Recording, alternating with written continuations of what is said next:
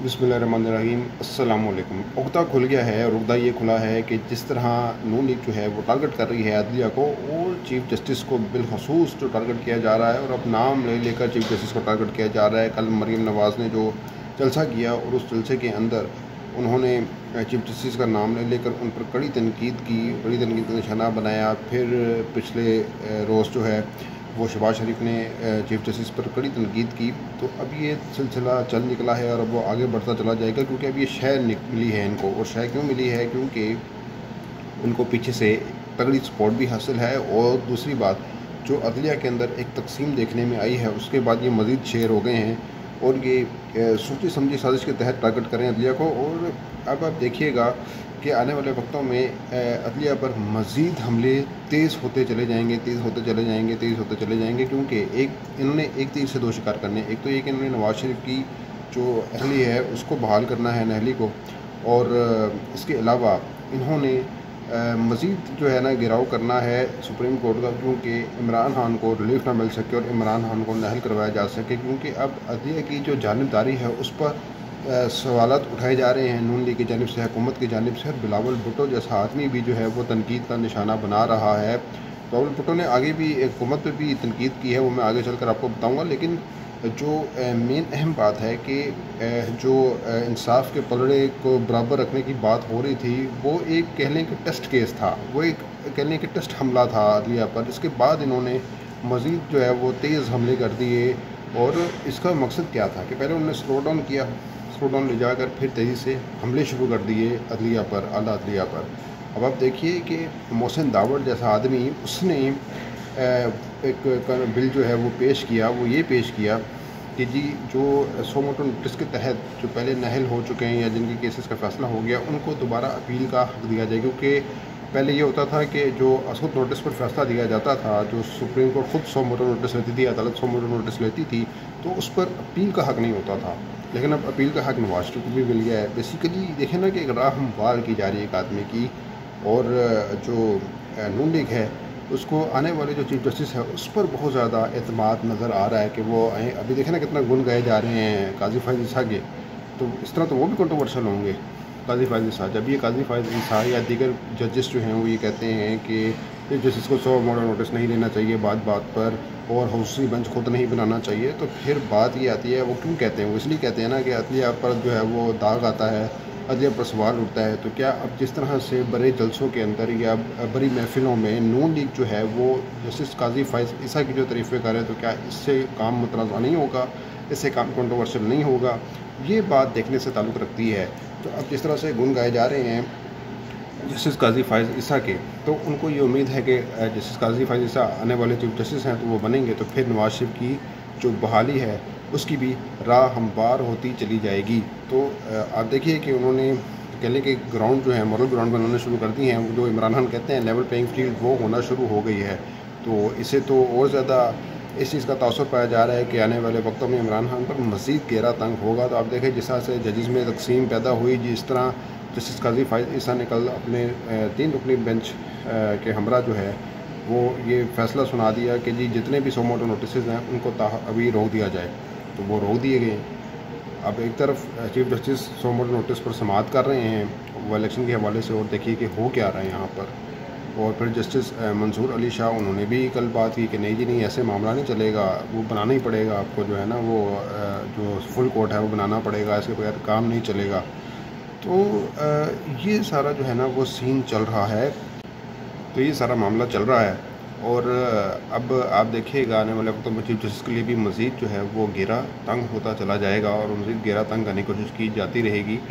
अच्छा, एक अहम बात जो है वो अहम बात ये है कि एक सहाफ़ी हैं जावेद चौधरी, वो बहुत इंकशाफात करते रहते हैं। उन्होंने एक और इंकशाफ किया, उन्होंने कहा कि जो कसूर में जलसा किया है अभी कल मरीम ने, उसमें वो कुछ जजेस की और हाज़िर चीफ जस्टिस की जो है वो कुछ ऑडियोज़ रिलीज़ करेंगी। फिर साथ ही उन्होंने एक यूटर्न भी लिया और यूटर्न लेकर अपने आप को सेफ साइड पे करने के लिए कहा कि अभी नवाज़ शरीफ जो हैं अगर उनकी परमिशन मिल गई तो फिर वो ऑडियोज़ रिलीज़ कर दी जाएंगी, अगर बादशाह सलामत इजाज़त नहीं देंगे तो फिर ऑडियोज़ रिलीज़ नहीं की जाएंगी। तो अब उनका जो है वो ये कहना होगा कि जी ऑडियोज़ तो रिलीज़ नहीं की मरीम नवाज़ ने, तो वो उनका ये कहना होगा कि भाई मरियम ने इसलिए ऑडियो रिलीज़ नहीं की क्योंकि इनके पापा जी ने इजाज़त नहीं दी, वो बादशाह सलामत ने इजाज़त नहीं दी।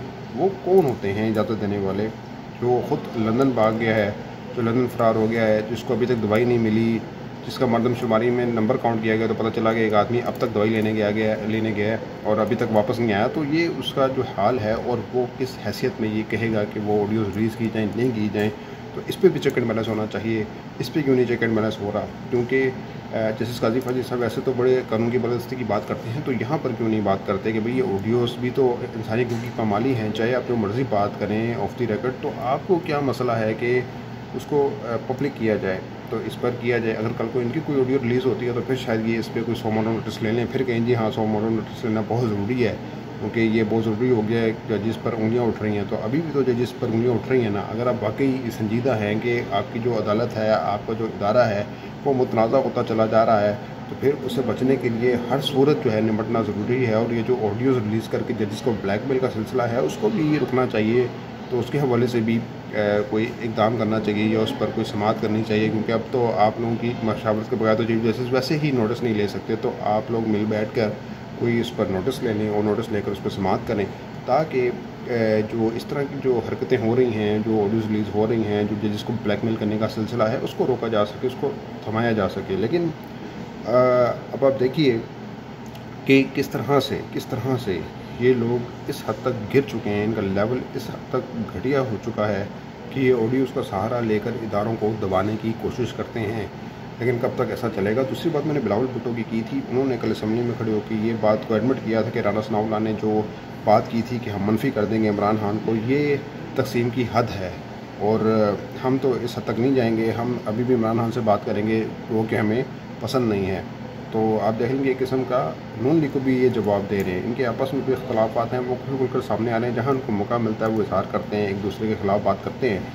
तो ये अगर हुकूमत टिकी हुई है तो उसका मतलब ये है कि उसको एल्फ़ी लगी हुई है। पर एल्फ़ी किसने लगाई है वो सब जानते हैं। तो जैसे ही वो एल्फ़ी का असर ख़त्म होगा तो ये तितर बितर ये मुंतशिर हो जाएगी हुकूमत।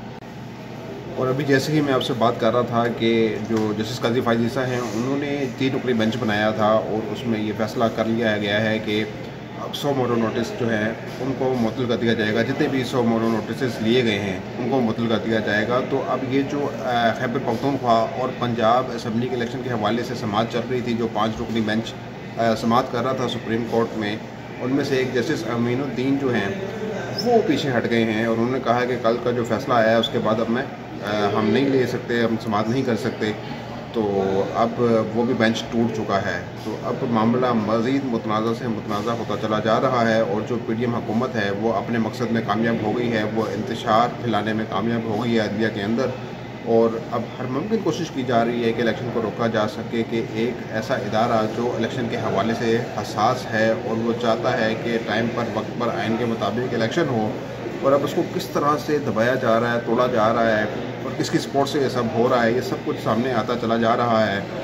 और अब ये तय हो चुका है कि जो भी हो जाए हुकूमत ने इलेक्शन नहीं करवाने। और अब ये भी पॉसिबिलिटी दिखाई दे रही है कि अक्टूबर के अंदर भी ये इलेक्शन ना करवाएं और इसका भी कोई जवाब तराश लें, क्योंकि वहाँ पे जादू की छड़ी तो चलनी नहीं है कि फ़ौरन जादू की छड़ी चल जाए, पैसा भी आ जाए, सब कुछ हो जाए। बकौल इनके पैसा नहीं है, वैसे अपने यशस्वियों के लिए इनके पास बहुत पैसा है, लेकिन वैसे इनके पास पैसा नहीं है। तो खैर पता नहीं कौन सी कोई जादू की छड़ी चलानी है इन्होंने अक्टूबर में, जो इनसे नहीं चलनी या नहीं चलाएंगे जानबूझकर, ताकि ये इलेक्शन में ना जा सकें। ये इलेक्शन इनके लिए मौत है। जैसे एक तालिब इल्म है ना जिसकी तैयारी ना हो इम्तिहानात में, और जब वो पेपर में बैठने लगे उससे पहले इसका पेट ख़राब हो जाए, गड़बड़ करना शुरू हो जाए, तो ठीक इनकी हालत इस तरह की हो चुकी है।